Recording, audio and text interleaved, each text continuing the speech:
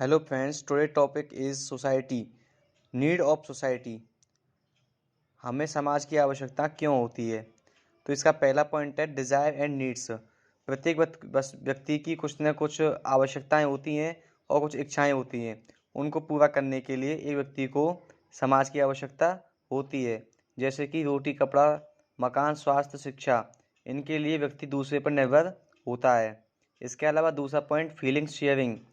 एक व्यक्ति दूसरे व्यक्ति पर अपनी भावनाओं को, अपने विचारों को अभिव्यक्त करने के लिए, बताने के लिए दूसरे पर डिपेंड होता है। तीसरा पॉइंट है लाइवलीहुड, यानी कि अपने काम धंधे के लिए, रोजगार के लिए एक व्यक्ति समाज पर निर्भर होता है।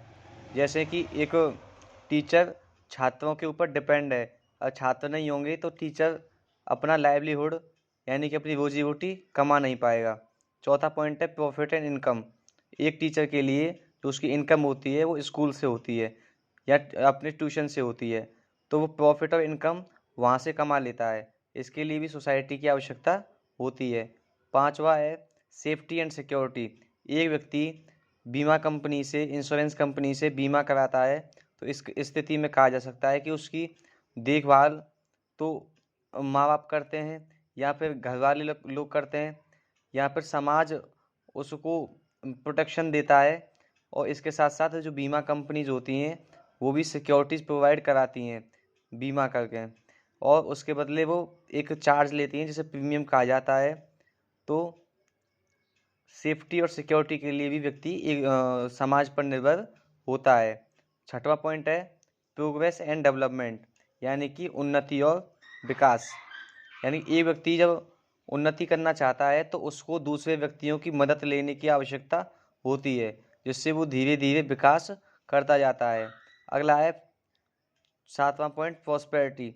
इसका मतलब समृद्धि या खुशहाली होता है कि एक व्यक्ति को पैसा वाला होने के लिए या शक्तिशाली होने के लिए कह सकते हैं, तो उसको खुशहाल होने के लिए समाज की आवश्यकता होती है। जैसे वो सेलिब्रेशन करेगा यानी कि त्यौहार मनाएगा, तो किसके साथ मनाएगा? वो उसकी जो खुशहाली होती है, हैप्पीनेस होती है, वो समाज से जुड़ी होती है। अकेला व्यक्ति उतना खुश नहीं हो पाता है जितना वो दूसरे दोस्तों के साथ में या परिवार वालों के साथ में होता है। इसीलिए प्रोस्पेरिटी समाज से ही आती है, यानी कि समाज के साथ हमको रहना पड़ेगा। अगला है नॉलेज, आठवां पॉइंट, यानी कि ज्ञान। एक व्यक्ति ज्ञान के लिए दूसरों पर निर्भर होता है। वो समाज से, एनवायरनमेंट से देखकर, सुनकर और अन्य माध्यमों से वो नॉलेज लेता है। ऐसे ही समाज उसको नॉलेज देने में अपनी महत्वपूर्ण भूमिका निभाता है। एक टीचर क्लास में बच्चों को पढ़ाता है, तो इसके लिए क्लास भी एक सोसाइटी का ही टाइप हो जाती है। और इसके अलावा हम अपने बहुत सारे धार्मिक स्थल होते हैं, वहाँ से भी नॉलेज लेते हैं।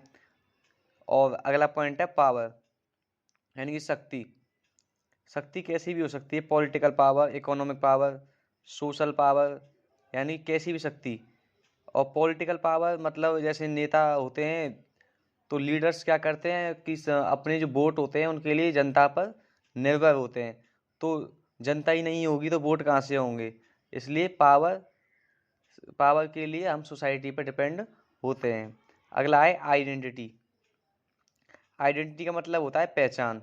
किसी व्यक्ति की आइडेंटिटी उसके पिता या माता के सरनेम से होती है। जैसा कि कहा जाता है कि जैसे किसी का नाम शिवा सिंह है, तो उसके जो पीछे नाम आता है वो सिंह आता है।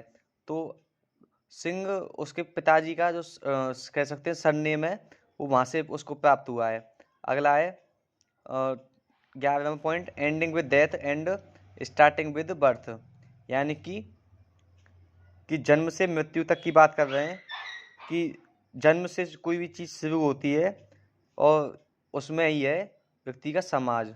जब उसका जन्म होता है तो वो इस दुनिया में आता है और उसका समाज यानी कि एक परिवार उसको मिलता है, और जब उसकी मृत्यु हो जाती है तो वो उस दुनिया को छोड़ के चला जाता है, और वही उसका एक अंतिम समाज होता है। धन्यवाद।